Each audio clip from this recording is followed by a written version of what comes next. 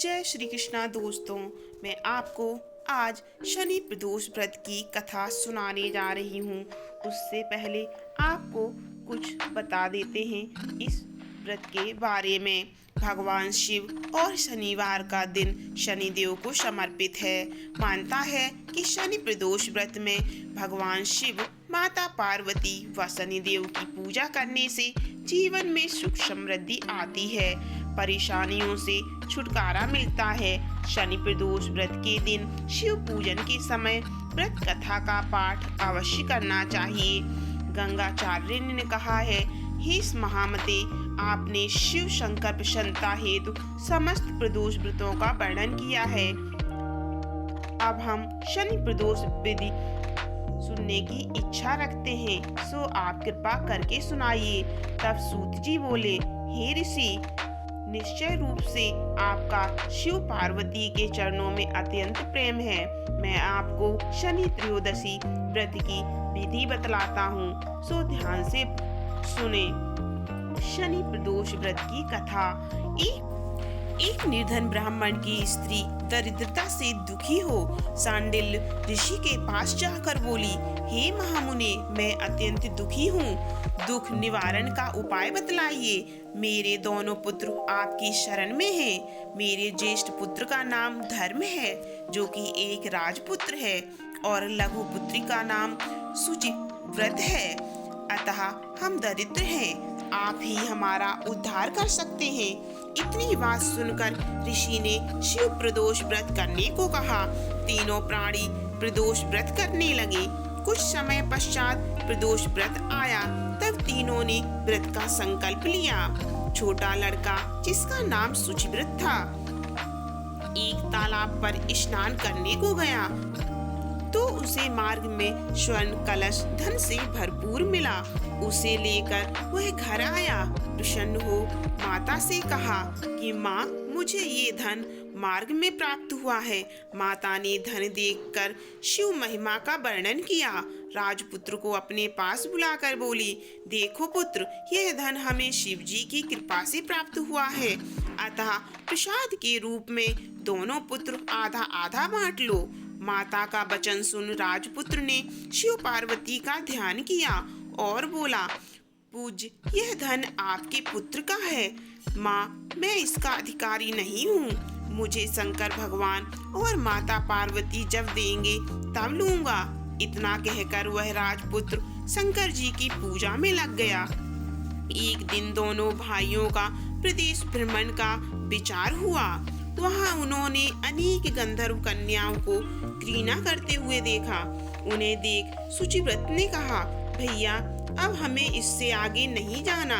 इतना कह सुचिव्रत उसी स्थान पर बैठ गया, परंतु राजपुत्र अकेला ही स्त्रियों के बीच में जा पहुंचा।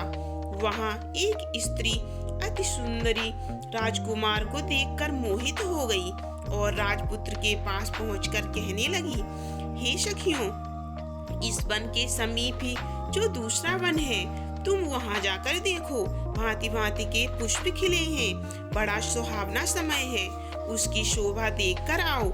मैं यहाँ पर बैठी हूँ, मेरे पैर में बहुत पीड़ा है। यह सुन सभी सखियाँ दूसरे वन में चली गईं। वह अकेली सुंदर राजकुमार की ओर देखती रही।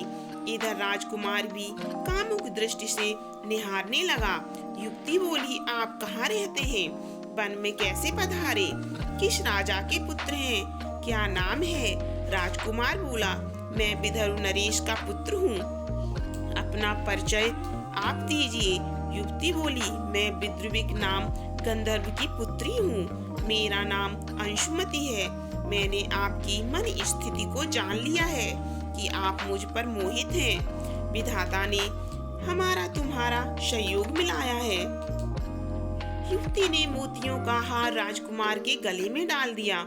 राजकुमार हार को स्वीकार करते हुए बोला कि हे भद्रे, मैं आपका प्रेम उपहार स्वीकार तो कर लेता हूँ, लेकिन मैं निर्धन हूँ। राजकुमार के इन वचनों को सुनकर गंधर्व कन्या बोली कि मैं जैसा कह चुकी हूँ मैं वैसा ही करूँगी। अब आप अपने घर को जाएं।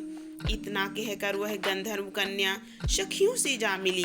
घर जाकर राजकुमार ने शुचिव्रत को सारा वृत्तांत कह सुनाया।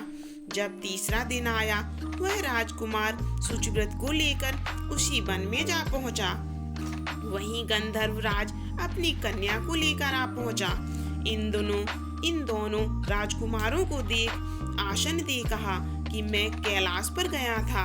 वहां शंकर जी ने मुझसे कहा कि धर्मगुप्त नाम का राजपुत्र है, जो इस समय राज्यविहीन निर्धन है, मेरा परम भक्त है। हे गंधर्वराज, तुम उसकी सहायता करो।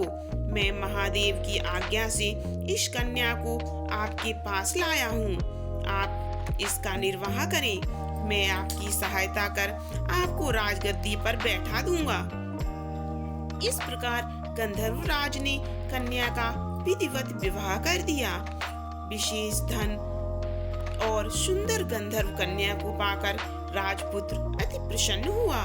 भगवत कृपा से वह समयोपरांत अपने शत्रुओं को दमन करके राज्य का सुख भोगने लगा।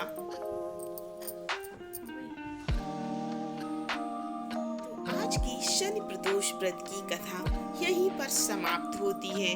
अगर आप ऐसे ही धार्मिक कहानियाँ सुनते हैं तो आप मेरे चैनल को सब्सक्राइब कर लीजिए और मेरी वीडियो को लाइक जरूर कीजिएगा और जय भोलेनाथ जरूर लिख कर जाइए। फिर मिलते हैं अगली कहानी में।